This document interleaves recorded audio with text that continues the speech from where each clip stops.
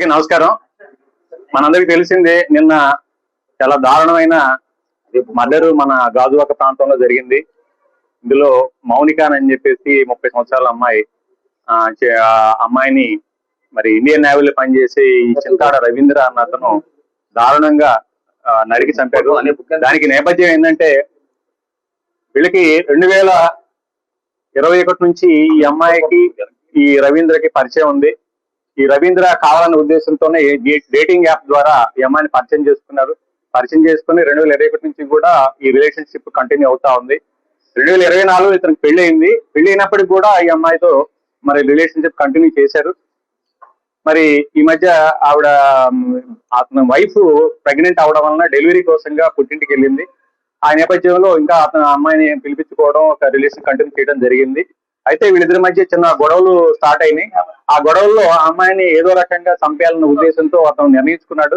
నిన్న ఆ ఉద్దేశంతోనే నిన్న అతను అమ్మాయిని ఇంటికి పిలిపించుకున్నాడు.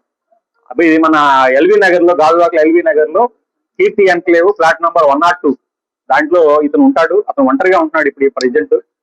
అమ్మాయిని పిలిపించుకొని పథకం ప్రకారంగా అమ్మాయితో గొడవ పెట్టుకొని అమ్మాయిని గొంతు పిసికేసాడు. అంటే చెప్పిన ప్రకారం ఏంటంటే ముక్కు నోరు మూసేసి సఫికేషన్ చేసి చంపేశాడు.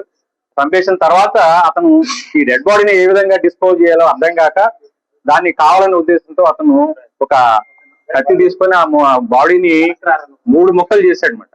గొంతు, తల, చేతులు, మొండి అన్ని కూడా సెపరేట్ చేశాడు. సెపరేట్ చేసేసి కాళ్ళన్నీ కూడాను ఒక సూట్ కేసులో ప్యాక్ చేశాడు. అదేవిధంగా మొండి భాగం ఫ్రిడ్జ్ లో పెట్టాడు. ఈ తల, చేతుల్ని మరి అంటే 1 by 1 డిస్పోజ్ చేయాలన్న ఉద్దేశం అతని ఉద్దేశం. దాన్ని ఏం చేశాడంటే అతను బ్యాగ్ లో పెట్టుకొని మన ఈ అడివివరం రోడ్ లో ఒక నిర్జన ప్రదేశం ఉంది. ఆ ప్రదేశంలో పెట్రోల్ లో తగలబెట్టాడు.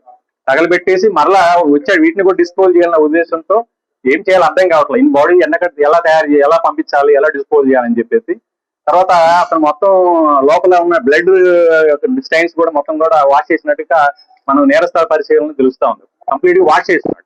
అంటే ఏ విధంగా నేరం బయటపడకుండా తప్పించుకోవాలన్న ఉద్దేశం అతను కనబడతా ఉంది. తర్వాత ఇప్పుడు ఈ డెడ్ బాడీస్ లో ఉన్న ఈ భాగాలు ఎలా డిస్పోజ్ చేయలేక అతనికి దిక్కు తెలియలేదు.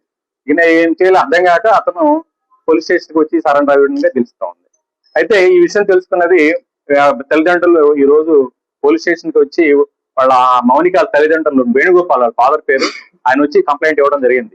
ఈ ఫాదర్ వచ్చేసి ఈ మన చిన్న కాంట్రాక్ట్ టీచర్ గా పనిచేస్తారండి పెందుర్తిలో.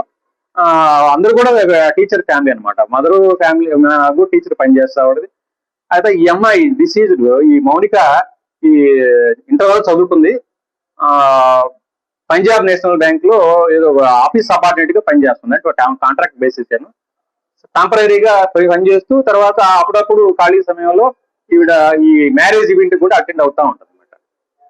అయితే ఈ కేసు నమోదు చేస్తున్నారు. కేసు మన మర్డర్ కేసు కింద. అదే విధంగా ఈ ఎవిడెన్స్ ని తారుమారు చేయడం కోసం, అంటే కనపడకుండా మాయం చేయడం కోసంగా అతను ప్రయత్నించినట్టుగా ఆ మర్డర్ కేసుతో పాటుగా 201 ఐటీ సెంటర్ అండి, ఆ కేసు కింద కూడా కేసు నమోదు చేయడం అయింది. దర్యాప్తు స్టార్ట్ చేయడం అయింది. సిఐ గాజువాక ఈ కేసు దర్యాప్తు చేస్తా ఉన్నారు. అయితే ఈ కేసులో ఈ ముద్దాయికి కఠిన శిక్ష పడే విధంగా అన్ని రకాలుగా సైంటిఫిక్ ఇన్వెస్టిగేషన్ చేయడం జరిగింది.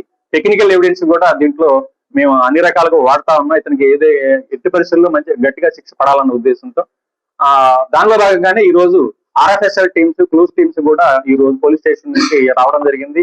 సీన్ ఆఫ్ అఫెన్స్, అదేవిధంగా ఎక్కడైతే ఈ బాడీని డిస్పోజ్ చేయడం ప్రయత్నం చేశాడో, ఎక్కడైతే ఈ తల మొండాన్ని కూడా అక్కడ ఆ చేతులను తగలబెట్టారో ఆ ప్రదేశం కూడా విజిట్ చేయడం జరిగింది. ఇవన్నీ కూడా సీజ్ చేసి మరి పోస్ట్ మార్టం నిమిత్తం KGH కి పంపించడం జరిగింది.